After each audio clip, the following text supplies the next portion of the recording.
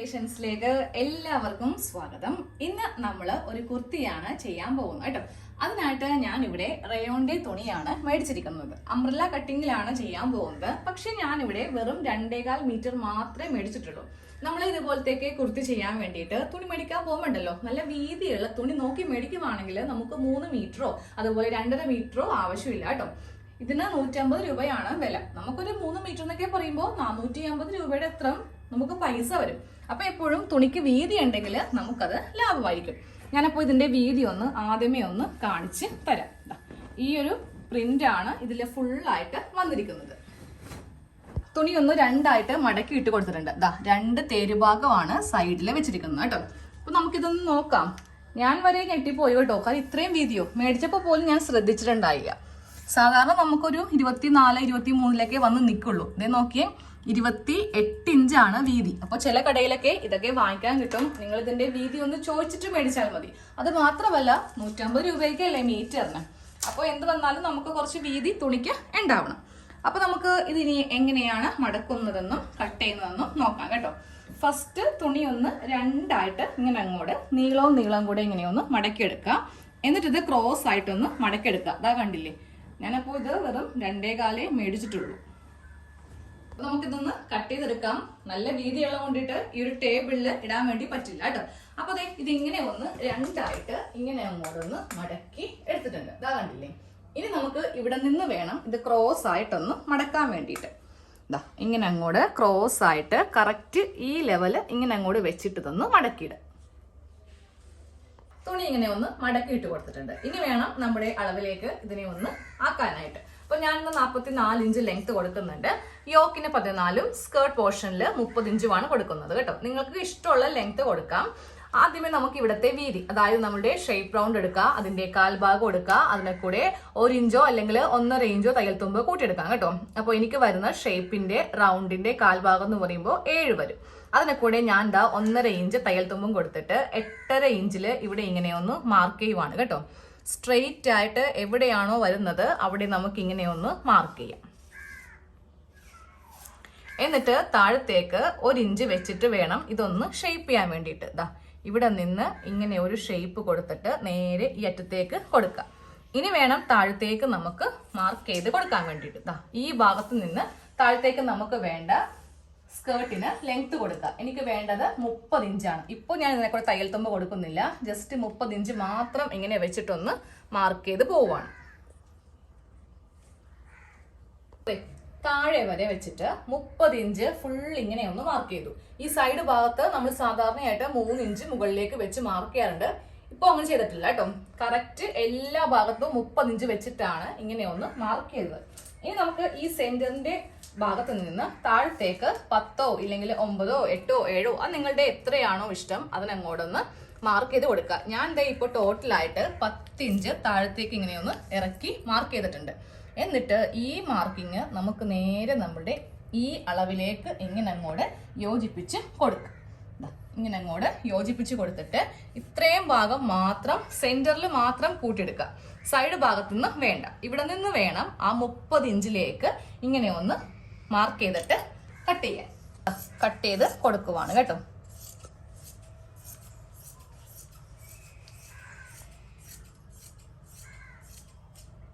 ഇതുപോലെ ഇങ്ങനെ വെച്ചിട്ടാണ് നമ്മൾ താഴെ ഭാഗം കട്ട് ചെയ്തത്. ഇവിടെ കട്ടിങ് ഇല്ല. ഇവിടെ ആദ്യം നിങ്ങളെ കാണിക്കാൻ വേണ്ടിയിട്ട് മാർക്ക് ചെയ്തതാണ്. ഇനി ആ മുകൾ ഭാഗം കട്ട് ചെയ്ത് കൊടുക്കാം. ഈ ഒരു ഭാഗം കൂടെ കട്ട് ചെയ്യാം. അതിനുശേഷം ഇതിന്റെ സെന്റർ ഭാഗം കട്ട് ചെയ്യാം. എന്നിട്ട് ഇവിടെ ഓപ്പൺ ചെയ്യാം. ഈ ഭാഗം ഓപ്പൺ ചെയ്യാം.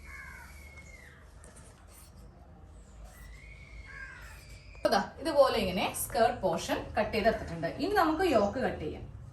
കയ്യില് ബാലൻസ് ഉള്ള തുണിയാണ്. ആകെ ഇത്രയുള്ള ഒരു കഷ്ണം മാത്രമേ ഉള്ളൂ. ഇതിൽ നിന്ന് യോക്ക് 2 യോക്കും ചെയ്യണം, 2 സ്ലീവും 3/4 സ്ലീവും ചെയ്യണം. അപ്പൊ നിങ്ങൾ വീതിയുള്ള തുണിയാണ് മേടിക്കുന്നതെങ്കിൽ ഞാൻ ഇപ്പോൾ പറഞ്ഞ പോലെ ചെയ്യുവാണെങ്കിൽ നമുക്ക് നല്ല ലെങ്ത് ഉള്ള സ്ലീവും കിട്ടും, യോക്ക് പോർഷനും കിട്ടും.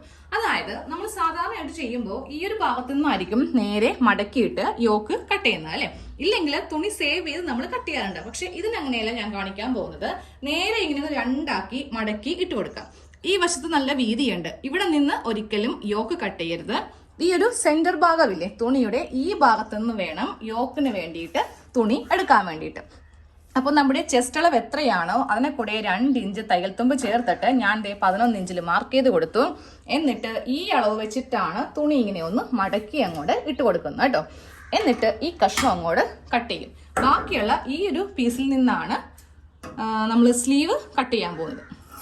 ആദ്യമേ യോക്ക് ഒന്ന് കട്ട് ചെയ്ത് കൊടുക്കാം കേട്ടോ. യോക്കിന് ലെങ്ത് 14 ഇഞ്ചാണ്. 1 ഇഞ്ച് തയ്യൽ തുമ്പ് ചേർത്തിട്ട് 15 ഇഞ്ചിൽ ഇങ്ങനെ ഒന്ന് ഫസ്റ്റ് ഇവിടെ ഇങ്ങനെ മാർക്ക് ചെയ്ത് കൊടുക്കാം. എന്നിട്ട് നമുക്ക് ഇതിൽ ഷോൾഡർ, അതുപോലെ താഴത്തേക്ക് ആം ഹോള് ഇതെല്ലാം ഒന്ന് മാർക്ക് ചെയ്യണം. ഇതാ ഫസ്റ്റ് ഇതിൻ്റെ സെൻറ്റർ മാർക്ക് ചെയ്യാം. ഇനി നമുക്ക് നമ്മുടെ ചെസ്റ്റ് അളവാണ് മാർക്ക് ചെയ്യേണ്ടത്. അപ്പോൾ എൻ്റെ അളവ് 9 ഇഞ്ചാണ്. 2 ഇഞ്ച് തയ്യൽ തുമ്പ്. എന്നിട്ട് നേരെ ഈ ഒരു ആം ഹോൾ ഇങ്ങനെ ഒന്ന് കുഴിച്ചിങ്ങനെ വരച്ചു കൊടുക്കാം കേട്ടോ. ഇനി താഴെ ഷേപ്പ് ചെയ്യുക. 7 ഇഞ്ചാണ് വണ്ണം. 2 ഇഞ്ച് തയ്യൽ തുമ്പ് ചേർക്കുമ്പോൾ 9 ഇഞ്ച്. നേരെ ഇതിങ്ങനെ വെച്ചിട്ടൊന്ന് കട്ട് ചെയ്ത് കൊടുക്കാം. അടിഭാഗം ചെയ്യുമ്പോഴും കുറച്ചിങ്ങനെ മുകളിലേക്ക് വെച്ചിട്ടൊന്ന് ഷേപ്പ് ചെയ്യാം. ഇല്ലെങ്കിൽ നമ്മൾ ചെയ്യുമ്പോൾ ഒരു ഭംഗി ഉണ്ടാവില്ല. നമ്മുടെ ആ ഒരു വേസ്റ്റിൻ്റെ ഭാഗത്ത് ഒരു ഷേപ്പ് ഇല്ലാതെയായി പോകും.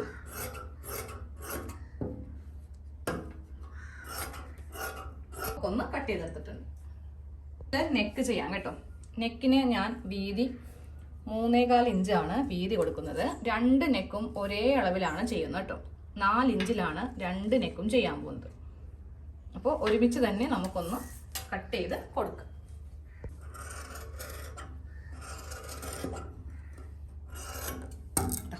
നെക്കും കട്ട് ചെയ്തിട്ടുണ്ട്. ഇനി ഇതിൻ്റെ സെൻറ്റർ ഭാഗം ഒന്ന് കട്ട് ചെയ്യാം. സ്ലീവിന് വേണ്ടിയിട്ട് ബാക്കിയുള്ള തുണിയാണ് ഈ കാണുന്നത്. ഇതിൽ നിന്ന് നമുക്ക് സ്ലീവ് ഒന്ന് കട്ട് ചെയ്യാം. നമ്മൾ ചുമ്മാ ഇങ്ങനെ മടക്കി ഇട്ട് കൊടുക്കുവാണെങ്കിൽ ആ വണ്ണമൊന്നും കറക്റ്റ് കിട്ടില്ല. അപ്പോൾ ദേ ഇതുപോലെ ഇട്ട് കൊടുക്കുക. ഈ ഭാഗം വേണം ഇങ്ങോട്ടേക്ക് ഒന്ന് ചരിച്ച് ഇട്ട് കൊടുക്കാൻ വേണ്ടിയിട്ട്. അപ്പോൾ നമുക്ക് നോക്കി ഇവിടെ ഇങ്ങനെ കർവ് ചെയ്തിട്ട് നമുക്ക് നല്ല ലെങ്ത് ഉള്ള സ്ലീവ് കിട്ടും. ഉള്ള ലെങ്ത് ഫുള്ളായിട്ട് കൊടുക്കുന്നുണ്ട്. ഇതിപ്പോൾ ഫുള്ള് വരുമ്പോൾ ഒരു 18 ഇഞ്ച് ലെങ്ത് കിട്ടുന്നുണ്ട്. തയ്യൽത്തും എല്ലാം പോയി കഴിയുമ്പോൾ നമുക്കൊരു 16 ഇഞ്ചിൽ കിട്ടും. ഇനി ഇവിടുത്തെ വണ്ണം മാർക്ക് ചെയ്ത് കൊടുക്കാം. വണ്ണം വരുന്നത് 10 ഇഞ്ച്. താഴത്തേക്ക് 3.5 ഇഞ്ച് ആം ഹോൾ ഇങ്ങനെ കുഴിച്ച് വരച്ചിട്ട് ഈ ഭാഗത്ത് നിന്ന് ഇങ്ങോട്ടേക്ക് കുഴിക്കാം. എന്നിട്ടിത് നേരെ താഴത്തെ വണ്ണത്തിലേക്ക് ഇങ്ങനെ ഒന്ന് മാർക്ക് ചെയ്ത് കൊടുക്കാം കേട്ടോ. എന്നിട്ടിതേ ഇതിങ്ങനെ ഒന്ന് കട്ട് ചെയ്ത് അങ്ങോട്ട് എടുക്കാം. ഇപ്പോൾ ഇതേ സ്ലീവിന് ഇവിടെ മാത്രമേ തുണിയുള്ളൂ, ഇങ്ങോട്ടേക്ക് നമുക്ക് തുണിയില്ല. പക്ഷെ ഇത്രയും വരെ മതിയല്ലോ വണ്ണം. അഡ്ജസ്റ്റ് ചെയ്തൊക്കെ വെട്ടാൻ പഠിക്കുവാണെങ്കിൽ നമുക്കിതുപോലെ തുണിയൊക്കെ കുറച്ച് മതി കേട്ടോ. കുറേ ഒന്നും മേടിച്ച് പൈസ കളയേണ്ട ആവശ്യമില്ല. ഞാൻ ദേ ഇപ്പോൾ ഒരു 2.25 മീറ്റർ തുണിയിൽ നിന്ന് ഇത്രയും ലെങ്ത് ഉള്ള സ്ലീവും അതുപോലെ അംബ്രല്ലയാണ് നമ്മൾ ചെയ്തത്.